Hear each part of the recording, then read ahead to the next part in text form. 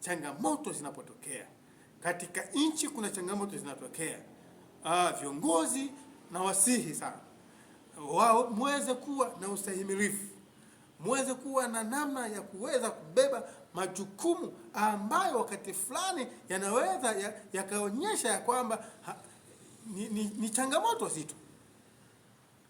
Bebeni kwa hekima ya Mungu, maana yeye aliyeanzisha maisha ni Mungu aliyeumba mbingu na nchi, na hivyo tukimtazama anaweza kutupatia ushindi, anaweza kurejesha yale yaliyopotea.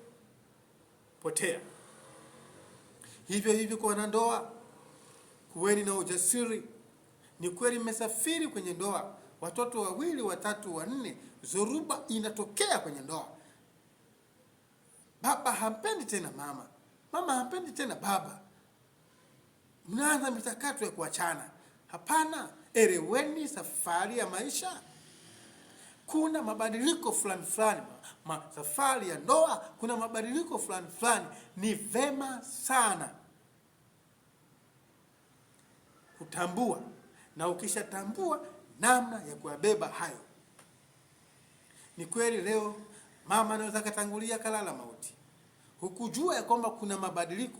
Huenda ulijua, lakini hukujua ni muda gani, hukuwa tayari kulibeba hilo. Huenda ni baba akatangulia kulala mauti. Mama, namna gani unavyoweza kubeba majukumu ya baba hapo nyumbani? Baba, ni kweli leo mama anaweza kalala mauti. Namna gani unavyoweza kubeba majukumu ya mama hapo nyumbani na huku kabeba majukumu yako kama baba? Ndio maana katika ushauri wangu kwa wanandoa ninasema ya kwamba ni vema sana, na si kwa wanandoa peke yao, hata wazazi kwa watoto, ni vema sana shughuli mnazofanya muhakikishe mnashirikiana. Baba na mama, shirikianeni na watoto, kwa sababu hapo mlipo ni maisha. Ipo siku yatabadilika.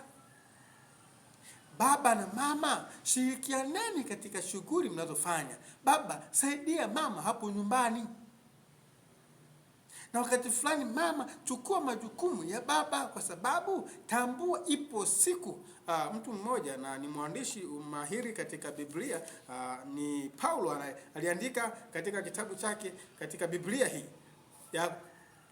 aliandika katika Biblia hii ya kwamba aliwapa mashauri wanandoa, na akasema mtu na aishi kama hajaoa, yaani aliye kwenye ndoa na aishi kama hayuko kwenye ndoa.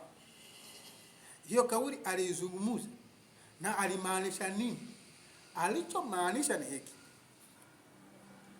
ipo siku baba hautakuwepo na mama,